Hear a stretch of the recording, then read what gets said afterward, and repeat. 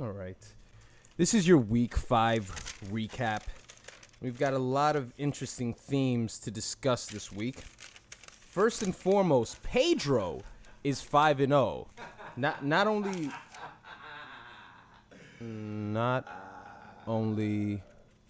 Pedro, but Ed is also 5-0. So they're doing pretty good this year.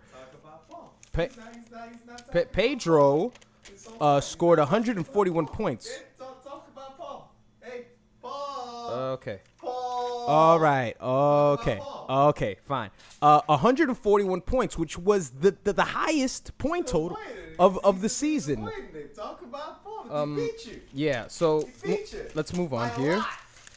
Beat you. Talk about Paul. All right. Talk about Paul. Okay. All right. All right. This is your week 5 recap. It's Bundy here. Talk about Okay. him. Okay. Talk about him. Talk about him. All right. I will. Okay, so talk about him. I was just about to. Because you've been talking about him before, but now he beat you. Listen, I'm aware of Talk that. about Paul. I'm trying to do this recap. Okay. All right. Waiting on you Oh, to talk about I'm gonna do it. All right. Just go away. All right, go ahead. Go Talk away. about it. All right. Right? Okay. And if you're going to the store, get me a chopped cheese. Okay? Okay. Cool. All right. So, hey, Paul. How are you? So, you defeated me this week. I have now been dropped to an embarrassing record of 1-4, something that is never happened to Bundy's. And I don't know how this took place, but it did. I simply got no production out of my running backs, who in the previous week I gave them so much credit for outdoing my first set of running backs. And this week, Frank Gore and Matt Jones gave me an anemic performance. That along, topped with the fact that Cam Newton didn't play.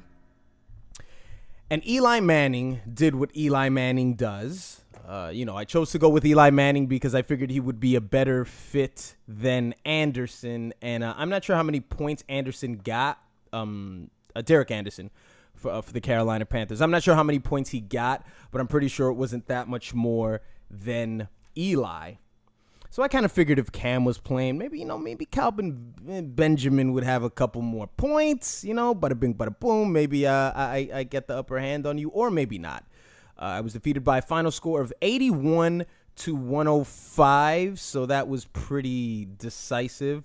So there was nothing more that my team could do. As I said, a combined total of 10 points from Matt Jones and Frank Gore. So when your running backs put up those kind of scores, you're never going to beat anybody in this league. Kind of sounds like Jim Moore, doesn't it? You ain't going to beat nobody in this league. In the playoffs? You want to talk about playoffs? Now I have a very my view on the season has shifted. Okay, it's shifted. You guys have bended me against my will, and now since I have a record of 1-4, this is no longer a race for the division for me. I see this realistically at this point. I would not be able to catch the division leaders in this situation. As I said, I believe I'm in the same division as Ed. And Ed is the division leader. Correction, I'm in the same division as Pedro. Pedro has a record of 5-0. Taint Sweat with a record of 4-1.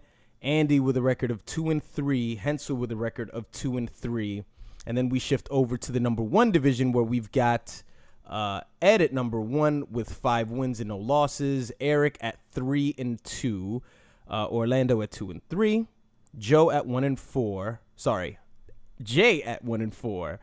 And Joe at 0-5. Joe, who is on pace to quite possibly outdo the very worst fantasy season of all time, which was about 2 years ago when Joe won a single game.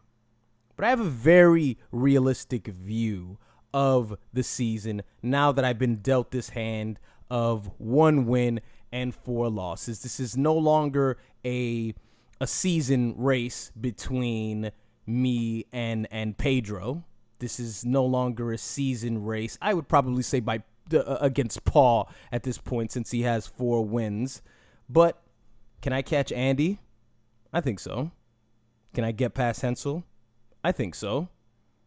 Could I get well, first I want to mention, just in case you guys don't remember, playoff positions are determined by the division winners, 1 and 2, and then the next best 4 records. So regardless if you are the second in your division, if everyone in the other division has a better record than you do not make the playoffs, which, obviously just to prove a point, but that's not a very likely scenario that you will have a your record would be outdone by everyone else in the division. That's mathematically, that's probably not possible.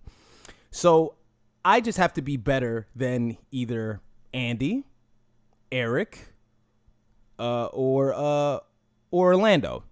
Jay, at this point, we're in bed with each other. Jay is having a disappointing season as well. I'm happy about that. A part of my heart smiles a little bit when Jay's struggling. Because at least if I'm 1-4, Jay and I are 1-4 together. So Jay, even though I hate you, we're going through this together. We will be terrible together. We're like two friends that hate each other, but we're pregnant at the same time. And it's like a competition. Like, is my child going to be like better looking than yours? Is my kid going to have a bigger dick? Never mind that, Jay. So very realistic view at the same time. And, of course, what do you want me to say? Pedro's having a very good season, man. Pedro's having a great season. He has scored the most points so far this season. He has 537 points. Second is Ed with 509. And just right behind him is Eric with 507. But Pedro has won a lot of close games. He's been in a lot of tough matchups. If I'm not mistaken, Orlando scored over 100 points this week. So it's not like Pedro got off on somebody who scored, 60 this week.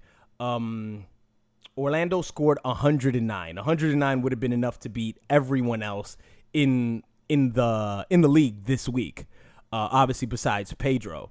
As long as I'm doing that, I might as well give you the final scores. Pedro beats Orlando by a final score of 141-109. Taint Sweat defeats me 105-81.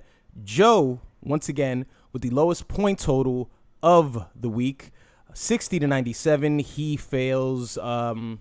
He comes up short against Eric.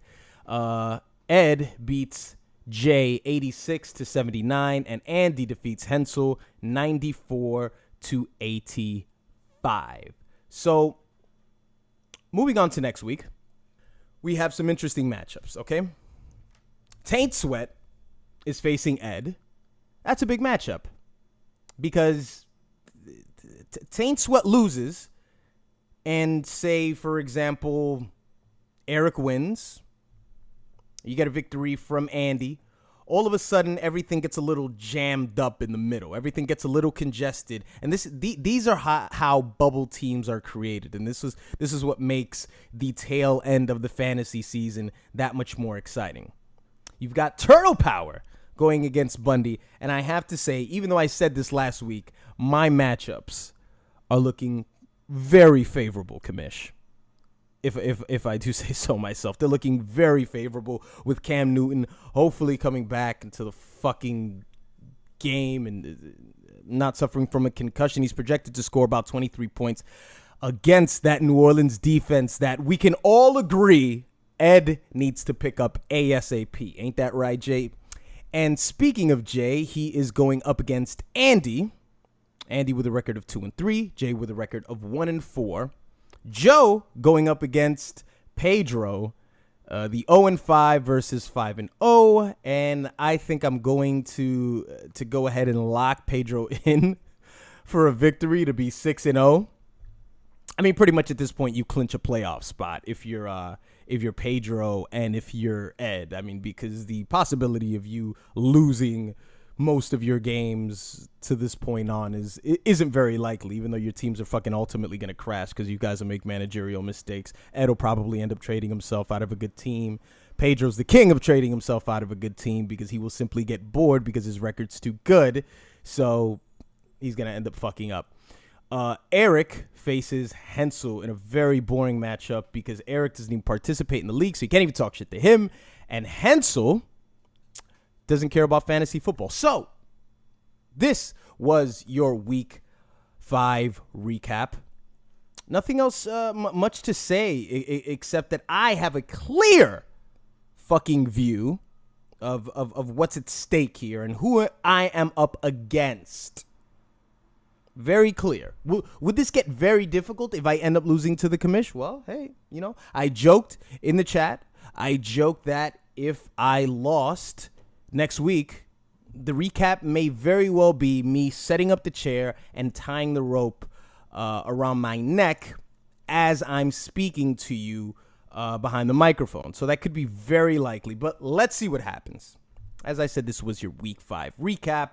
And as always, may your quarterbacks get hurt before they get out of the locker room. May your running backs pull their calf muscles, and may your wide receivers get arrested for marijuana possession.